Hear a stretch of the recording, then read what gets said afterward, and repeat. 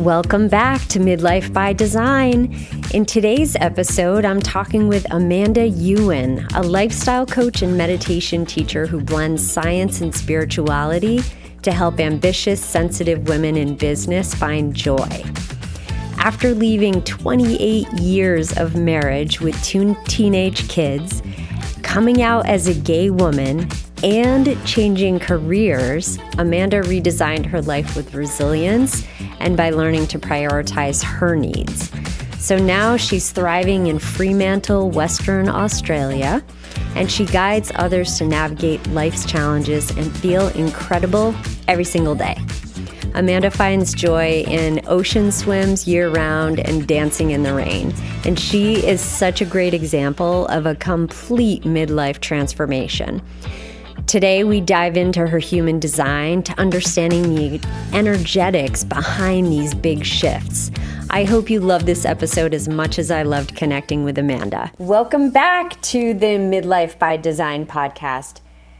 Today, I have Amanda Ewin with me, and I am so excited. We are finally connecting, and Amanda has an incredible story of redefining herself in this midlife phase that I can't wait for you to hear. So welcome, Amanda. Thank you so much. I would love for you to share your journey, since I think it seems to me total reinvention of yourself, but I would love for you to share, what did that look like for you? It's interesting. It's when you're in your mid-50s and you do look back, you're like, wow, how did that happen? And how did I get here? And, where am I going? But really, how did I get here? And, I used to say that I didn't have a story. I didn't have a story, like a big story to share. So what would I ever say about myself? Like, why would people want to work with me? Because it's not that exciting. I had a pretty average childhood, and I just grew up, if we talk of classes, middle class, and went to a couple of different schools. My dad still lives in the same house, so I never changed much location. We went on family holidays, camping trips, and then I just got married in my 20s and had kids, and along I went. And it wasn't until my mum died suddenly. So mum died suddenly a decade ago, and ironically, it's her birthday. It would have been her birthday this Friday, so it's quite interesting to be talking about it now. And she just dropped dead of a stroke. And she was 69, outwardly healthy, and no medication. She was still working. And yeah, how does that happen? Wow, that's incredible.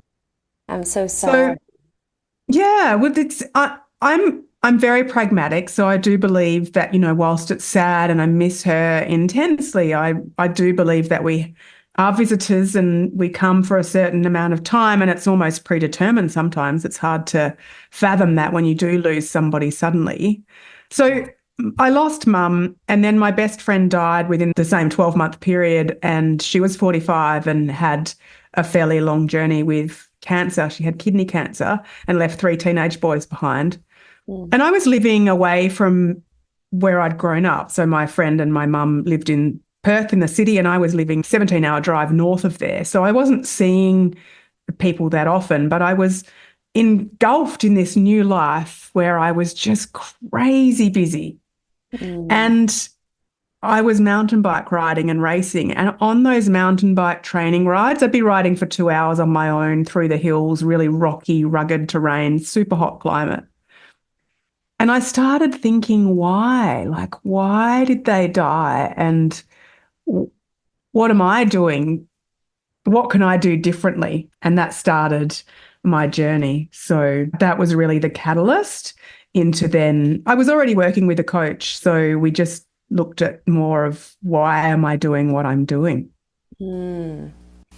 So you mentioned the word busy, and I feel like that is almost like this badge of honor that people carry, you know, when you have a conversation with somebody, oh, how are you doing? You know, a lot of times people say, oh my gosh, I'm just so busy. And somehow that's perceived as a good thing because we're productive members of society, right? And as a manifesting generator, this idea of busyness can be really intense for manifesting generators because by nature, that energy is very multi-passionate and lots of balls in the air, constantly moving, moving, moving. I'm curious, how did you redirect? How did you pivot out of that? There was a moment when I was driving to a board meeting. I was chairman of a board. I was on 5 boards and committees voluntarily, as well as mountain bike coaching and racing. And I hadn't started my coaching business then.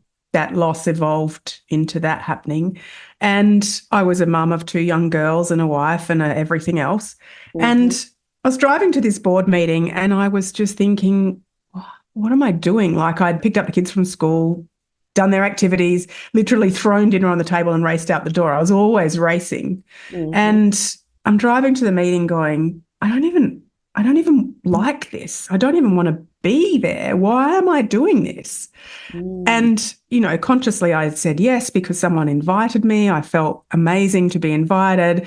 It was exciting to have an identity of I'm the chairman of a board. I felt like that was the next stage of success, whether I was paid or not. And I got to the meeting and I just thought, this sucks. Like, I'm just watching the clock ticking on the wall. And then I got home and my now ex-husband started calling me my mum's name.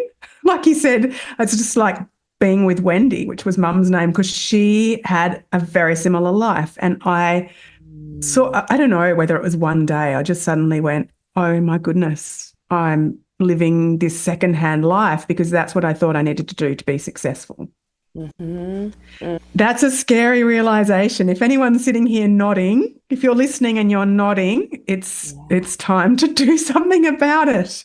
I love that you just named that. It is a scary realization, right? That something needs to change when you've built this life for so many years that felt like it was the right thing to do, or it felt like you're building a certain amount of success, it looks good and things seem in place, and you've reached this pinnacle of your career or success as defined by society, and then something isn't resonating inside.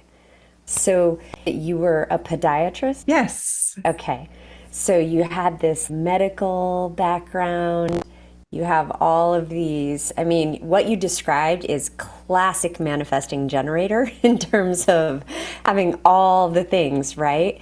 And one of the things I work on with manifesting generators is letting some balls drop. And I'm curious, how did you come to the point where you were able to do that? I happened to be working at the time with an incredibly insightful coach, and I'd found him through a book called Secrets of the Millionaire Mind by T. Harv Eker.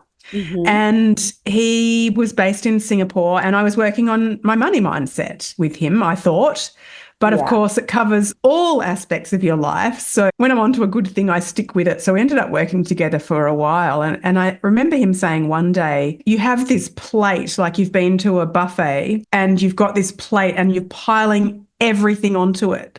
And there's absolutely no space for anything else. But what of those things are you enjoying? And so we did this awesome exercise that I now have tweaked my way, but I do it with my clients, where we look at all of the voluntary things that you're doing in your life. You know, you can't not pick your kids up from school, so that goes off the list, but you might not like it, but you've still got to do it. But all of the things that you're doing, and then we rated them on a scale of 1 to 10 for their joy factor, and started with an exit plan for the one that was the lowest out of 10. So just started with one. Obviously, for me, that was the board role. Because when you're in it, you can't see how you're going to get out of it. You've said yes to someone and, you know, you're taking on this role to help them out, and how can you get out of it? And it's never as hard as you think, really, with any of the things that I let go of. So we worked out, I actually took a year off volunteering completely. I think I stayed on the mountain bike committee because I loved that. That brought me a huge amount of joy, but I gave up everything else. And I wasn't allowed to fill it with anything. Yeah. Oh my gosh. Okay. Oh, this is so juicy. I love this exercise because it's so in line with the sacral and that piece of being a manifesting generator and really letting your sacral guide you toward what lights you up and what excites you. And so even just taking all of those pieces and looking at them and then measuring them with joy as your measurement, it's just blowing my mind. It's so good. And for anybody who's listening, this is a great exercise for you to do. And I'm curious about that last piece that you were saying with the letting go, and you couldn't replace it with anything. So how did that feel? Oh, super uncomfortable. What? Sit with myself in stillness and oh, I was just so used to just doing all the things and saying yes to everything because being a multi-potentialite or just loving so many things and being so, I didn't have any idea at the time that was related to my human design. Hmm. And that's what my mum did. And when she died, there were 400 people at her funeral. So if I don't do all of that stuff, who's going to come to my funeral? I mean, I didn't consciously think that, but Yeah. so it was getting really comfortable. And I'm so grateful now that I had help to do that. You know, we met weekly and that was awesome because I had that support and it was really uncomfortable. Hmm. What did that stillness look like for you? That's a good question. It was just weird not doing all of the things. And I still was mountain bike racing. So I still jumped on my bike for an hour and a half to 2 hours a day. And I would say it looked like being more present. And at the time, I was learning about mindfulness and meditation. And so, I had those things to really lean into. And I slowed down and I had to be more mindful. Otherwise, I would have just gone insane, I think. Yeah. Mm, that's beautiful. And it's interesting, an exercise like mountain biking, you really do have to be very present in the moment because you can't be riding, especially if you're riding technical trails, you can't be thinking about something else or you're going to end up injured. So, what a great way for you to practice presence. I think the stillness that we often think of when we think of meditation or that sort of thing, there is a lovely component to staying present with something like that that can be really active, which is another pro tip for manifesting generators who have a really hard time not moving, or anybody with a lot of go, go, go energy. What are some activities that you can do that bring you joy, that ask you to stay present, that actually require you to stay present while you're doing them? So now you're coaching, and I'm curious about the journey from podiatrist to coaching and moving from the medical practice into something more rooted in spirituality. So, can you tell us a little bit about that? I just wrote a story about it. And my early 30s, at least, maybe even my late 20s, because I did podiatry straight out of school and traveled a lot, worked in the UK and overseas. And I just remember thinking one day, there's more to this. And every day from that day, and that was when I had my very first practice that I had for about a decade. And I just remember going to work. Every time I went into the clinic, I would think, there's more to this. Like, I want to be working with people, but not necessarily through their feet. Mm. And, it's like they say, if you're thinking a thought every day for a really long time, you really need to do something about it.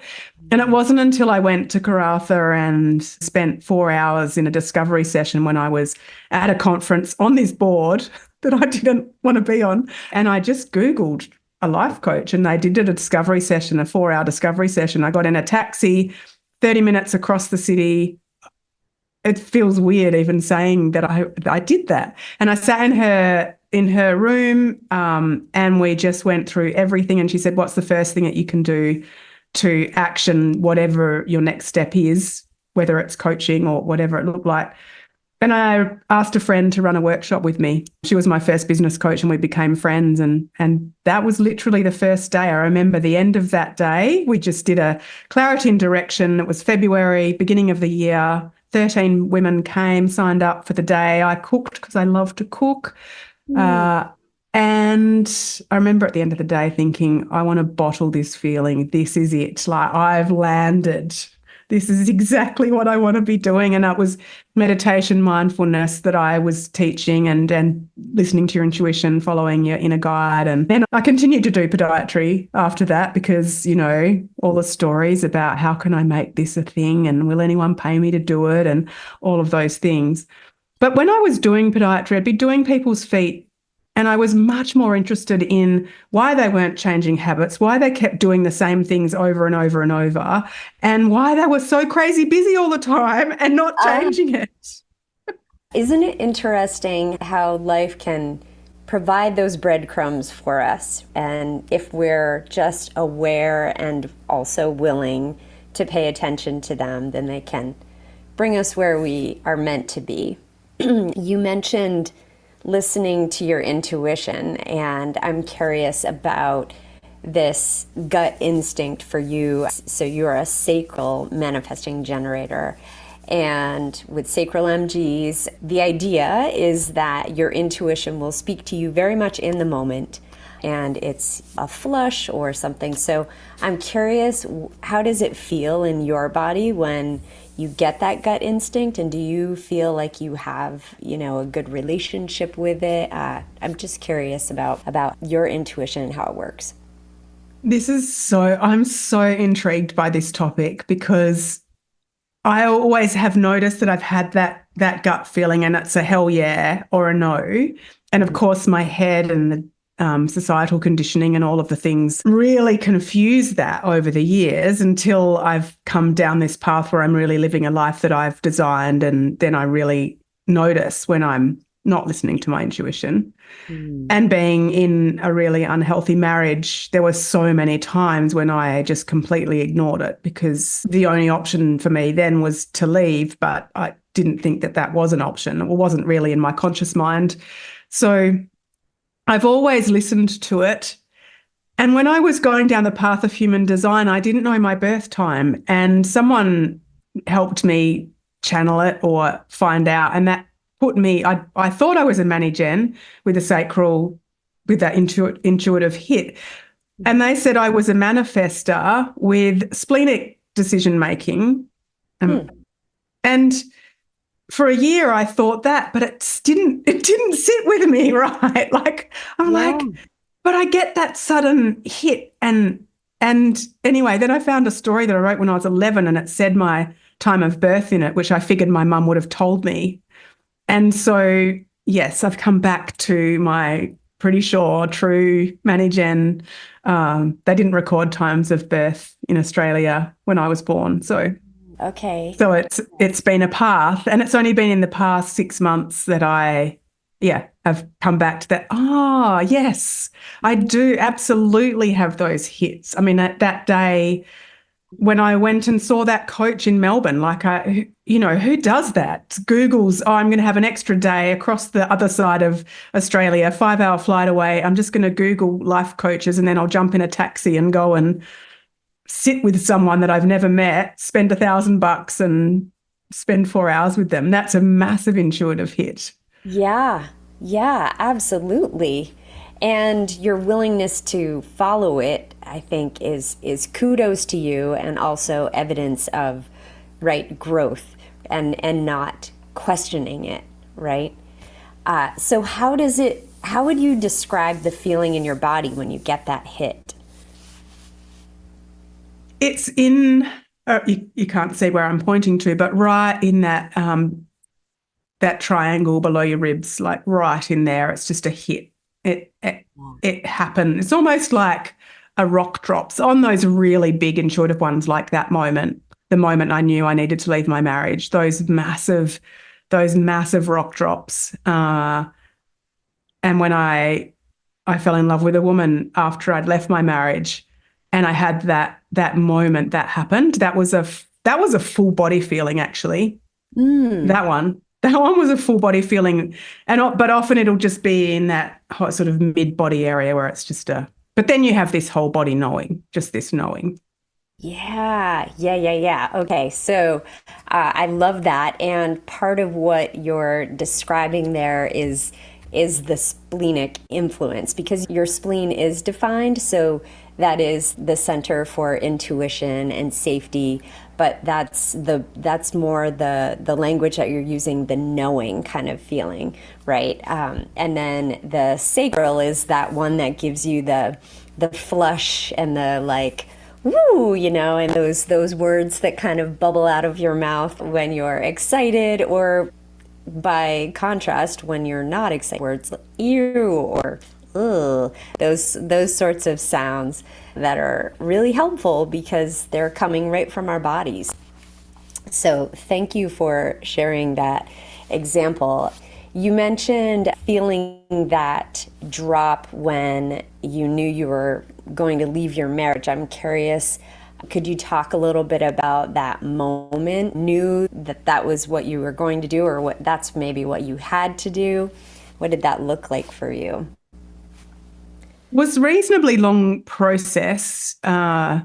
Initially trying couples counseling, and that didn't work, and so I went and did more on my own, and it just evolved. And then I read a book, and this sounds crazy. The title of the book was called Necessary Endings by Henry Cloud, and it's a beautiful book for anyone, work related, anything related. And it talked about the wise, the toxic, and the foolish, and how the foolish people, it doesn't mean that they're not clever or intelligent. It just means that they're not capable of being open to conversation to change things. So you would just have completely the same conversation over and over and over with them.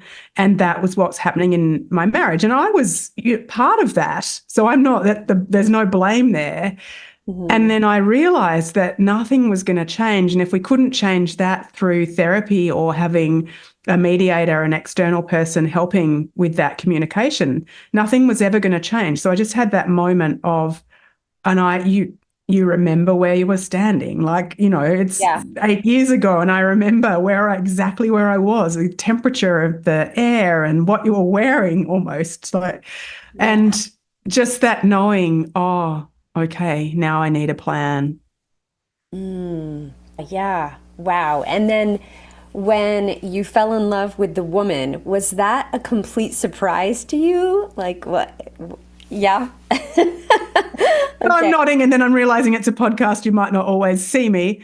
And yeah, it was a complete surprise to me. I had never even entertained the fact that, I say coming out, which to me, that might mean that I always knew or I'd kind of hidden it.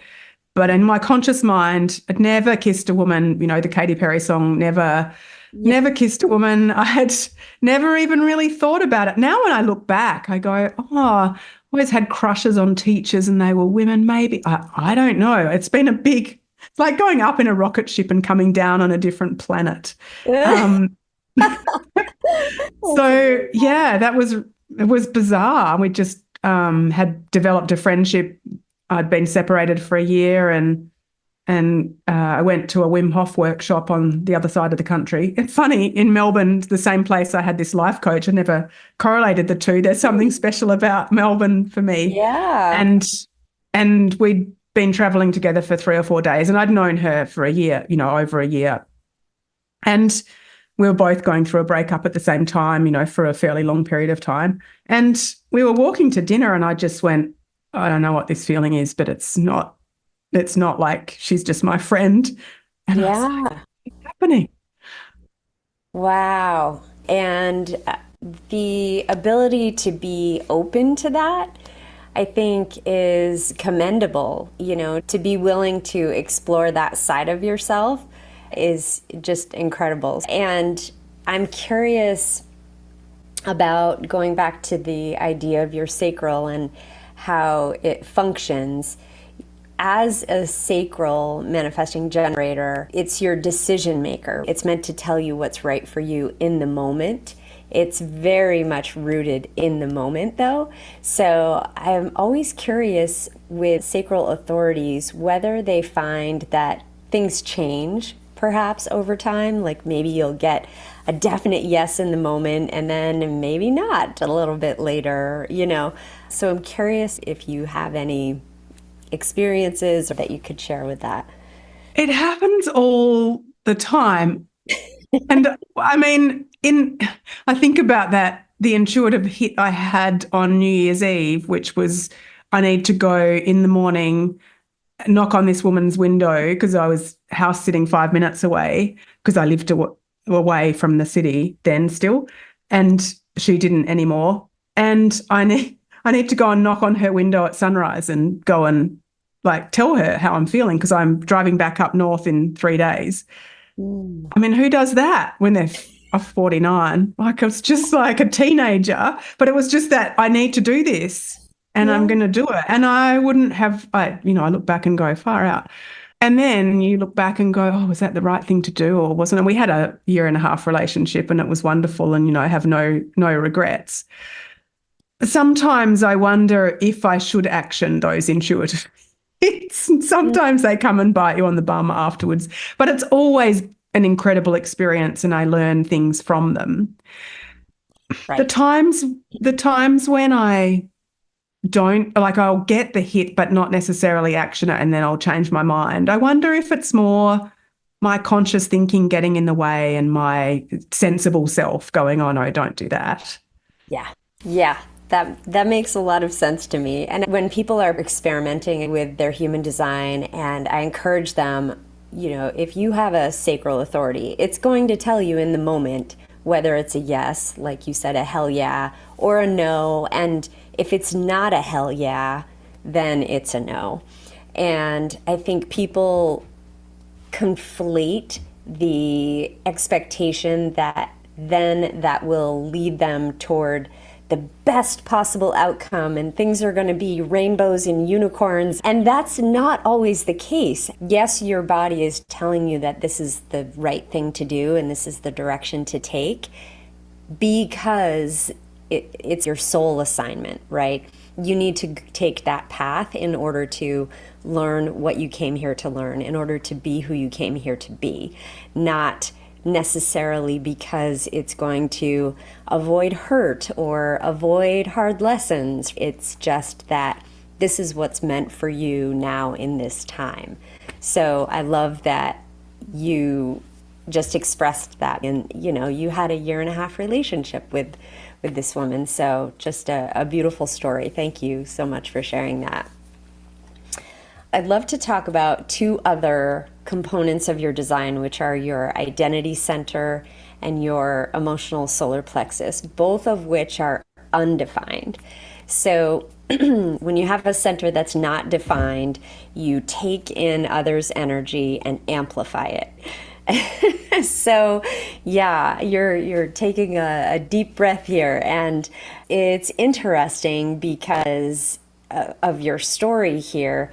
First of all, the emotional solar plexus, meaning that you are going to take in how other people are feeling and truly amplify that. And for anybody with an open or undefined ESP, emotional solar plexus, it really requires you to be able to feel deeply, but then be willing to let that go in the moment and just pass through you and not identify with it, which is the other part of you, that undefined identity center, which makes you like a chameleon. It's like this energy of whoever you happen to be around, you sort of adopt a little bit of who they are.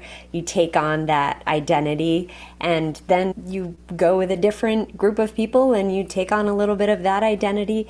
And so you get to be sort of different people instead of having a very consistent identity throughout your entire life. So I'm curious how these 2 pieces have played out for you in life. How have they been positive things? How have they challenged you?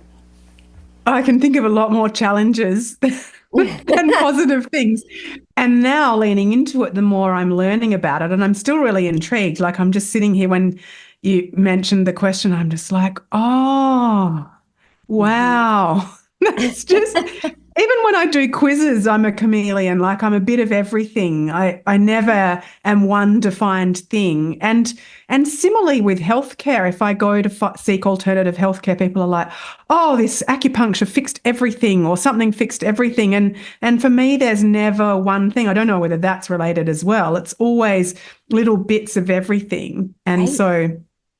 so that's been challenging. Good to know, though. I mean, really good to know. Oh, and I think in love relationships, which is I've had two more relationships with women since my marriage ended. So four relationship endings in 5 years. But I think I'm very good at getting a bit lost, which is not necessarily a great thing. So just I'm great at going with the flow and I'm really flexible. But until I've really got to know myself, and it's still a work in progress, I can just go with the flow and then say yes to things because I really don't mind.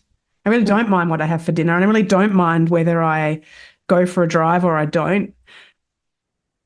Kind of. It's just easier to say yes. And that's not fair on anyone.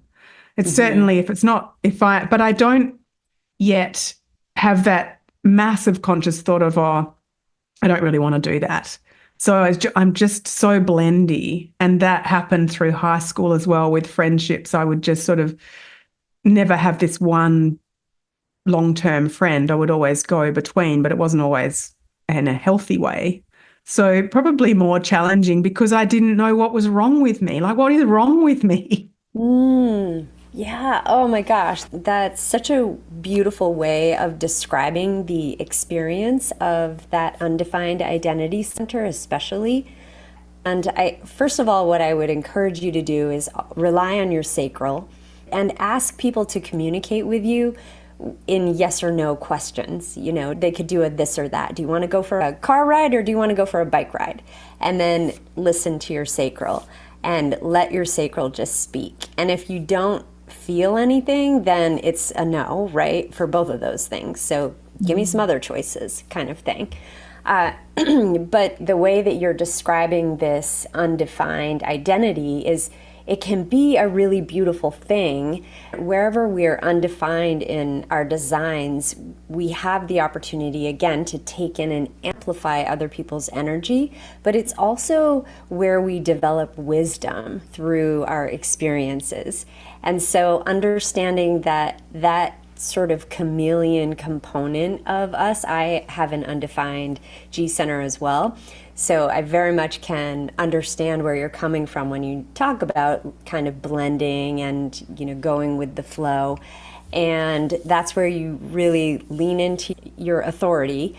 And then it's also just understanding that who you spend time with is important. You know, it's they say you're a blend of the 5 people you spend the most time with, kind of thing. And I think for undefined Gs or identity centers, this is super important. So choose your people wisely. Choose people who you admire or you love, you know, you love to spend time with, who make you feel good, who make you feel seen. That's the type of person that you want in your life, because that will really help you to amplify those things. Yeah. Yeah. Yeah. And no surprise that these things are challenging. I could see how, with the open or undefined emotional solar plexus, how that can be challenging for people to make change because they don't want to disappoint other people, because then they feel that disappointment. If I, as a defined emotional solar plexus, feel disappointed and maybe it feels like a 4 to me, you are going to feel that at like an 8. And it's hard. That feels hard. So then you don't want to feel that, which makes you want to avoid those situations. Yes, you're nodding. Do you have some specific examples that are coming to mind? Yeah, I was just thinking about I have a no makeup story. So my first female partner didn't wear makeup at all. And I wore makeup, just not all the time, but often because I just love the option and the creativity that it brings. And also, if I'm tired, I can cover that up. And I would love to, I always love, I'm very sporty, and so I can just my mountain bike gear and I'm happy to go out like that, no problem. And when we got into a relationship, she didn't wear makeup. I stopped wearing makeup for our entire relationship at all. I didn't wear it at all.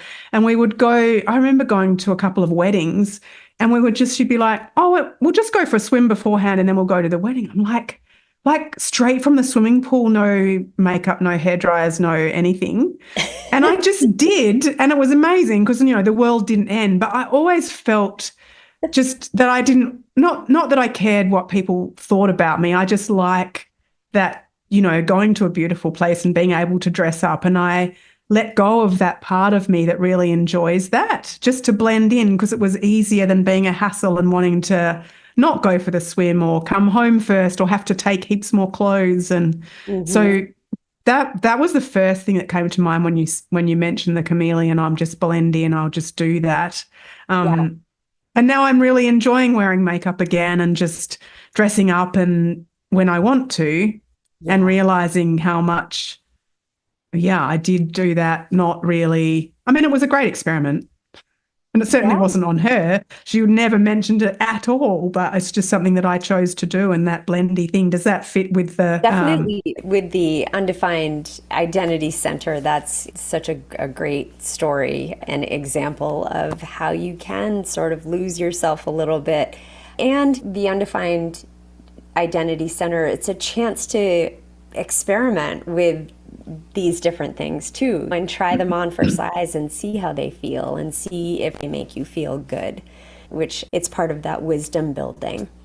So I'm curious about the emotional piece. Have you had to do any work on feeling through emotions and letting them go? I have had an inner journey of therapy for probably 20 years now, coaching, therapy, counseling. I've done a lot of work, EMDR, and I use EFT tapping a lot. I have worked through so much about feeling my emotions because I grew up not having them acknowledged, and a mum that didn't ever show emotion. If you ever talked about emotion, it would be, oh, I saw so-and-so down the shops the other day, change the subject straight away. Never showed that she was crying or anything. So I had a lot, and I'm highly sensitive. And so very emotional. I express my emotion with tears. When I get angry, I cry. And so, a lot of work on that and being a really deep thinker. And and it hasn't always worked in my favor in relationships as well, that I'm too deep and I analyze things too much. I'm too much. Too much. That's classic for women, and even anywhere you have definition, you can come across as too much. But in my experience, to knowing the manifesting generators that I know, I feel like there's an intensity that comes with man-gens. They do have a little bit of that manifestor energy, and they've got the generator battery, so it's a very intense combination.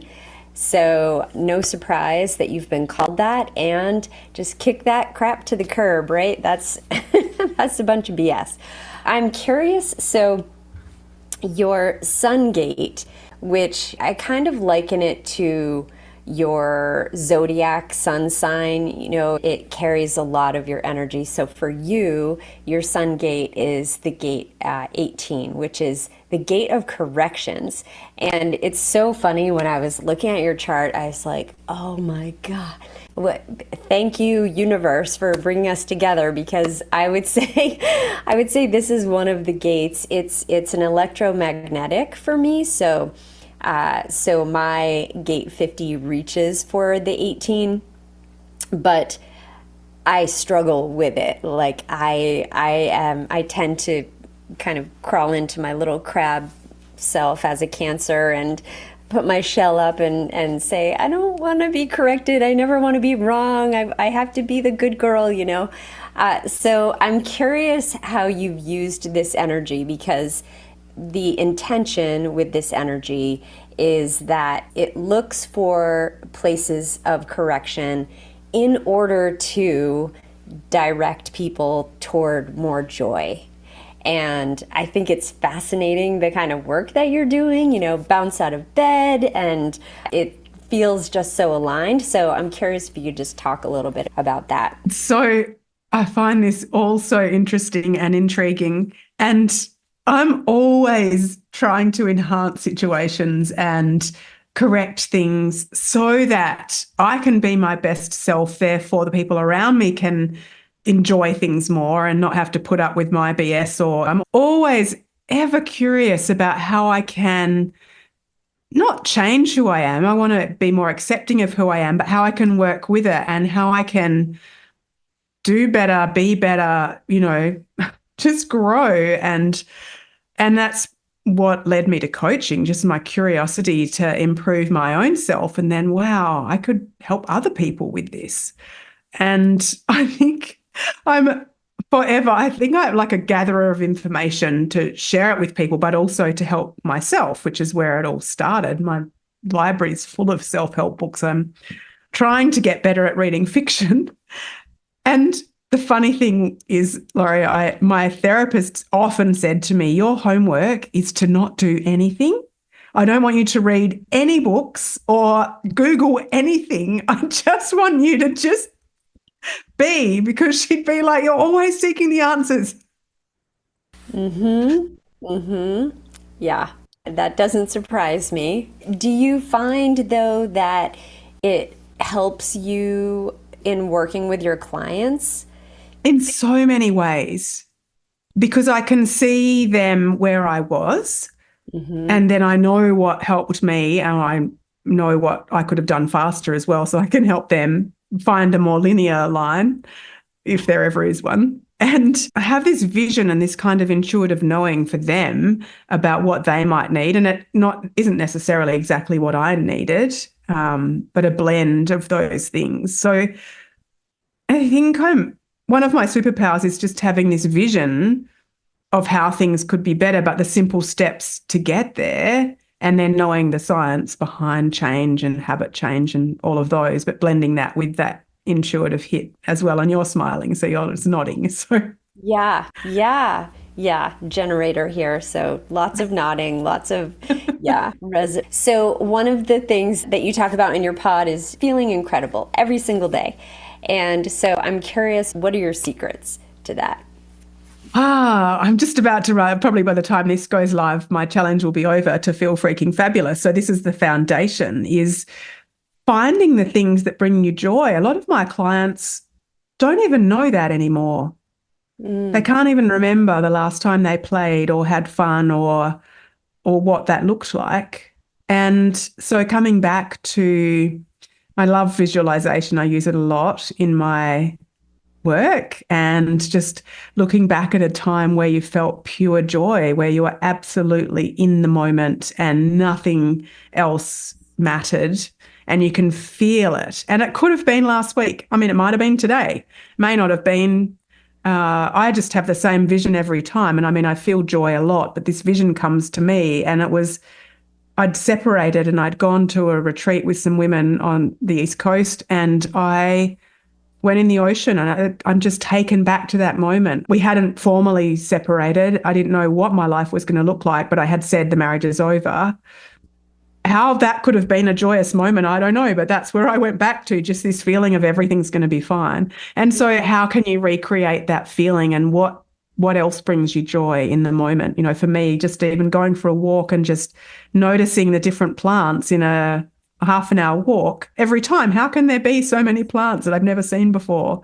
You know, little things like that just take me right back into the present moment, because right here, right now, that's all we have. And it's a practice. Yeah. Oh my gosh. Just, you keep dropping these beautiful gems. And I'm like, yes.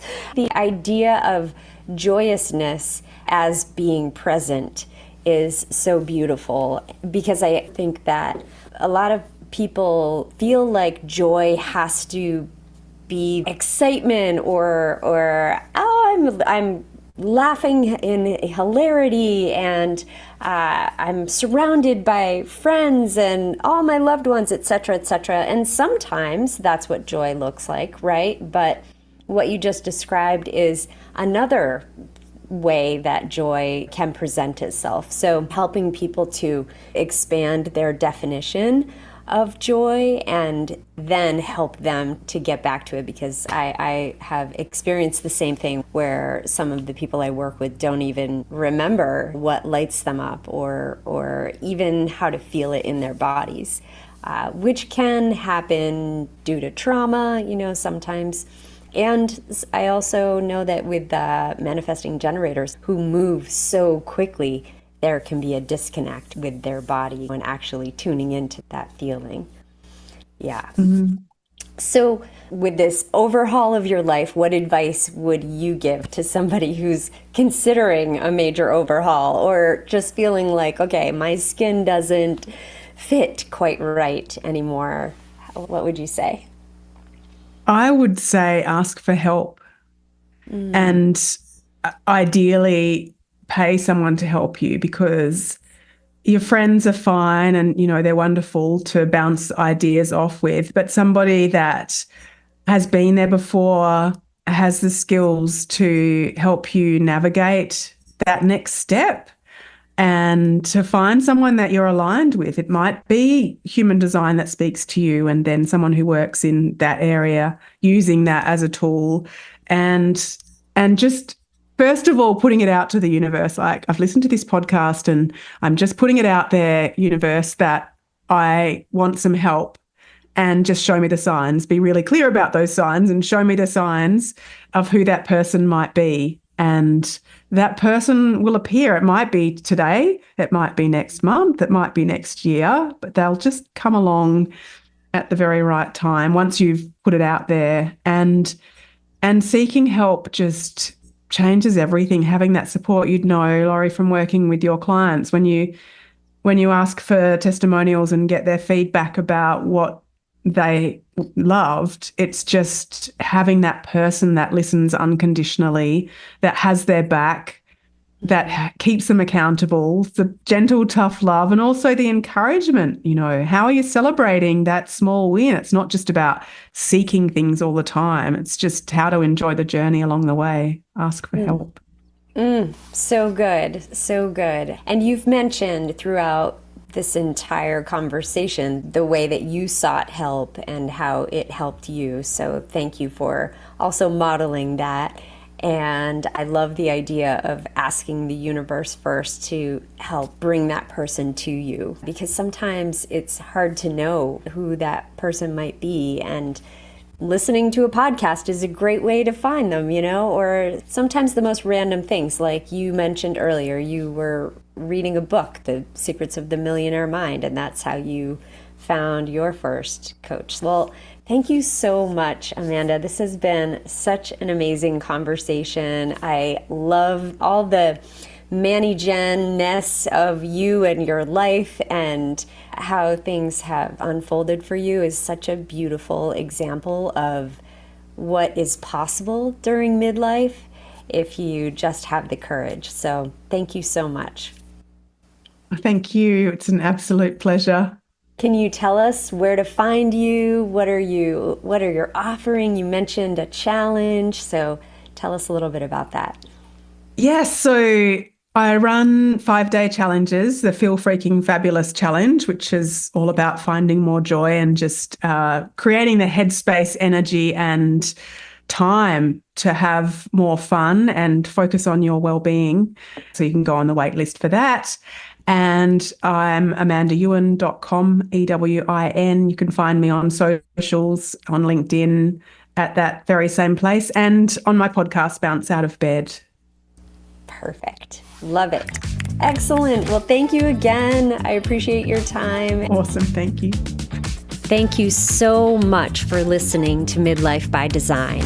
Amanda's is one of those transformation stories that makes your jaw drop, right? I I had so much fun unpacking her human design, and I invite you to book a session if you would love for me to unpack yours. And also, if you're looking for the company of like-minded women in your own journey of transformation, consider joining us for the Wild Women by Design retreat. Details for all of that are in the show notes. Until next time, I'm wishing you the courage to let go of what no longer serves you, the strength to take the steps forward that are calling to you, and so much joy in being who you came here to be.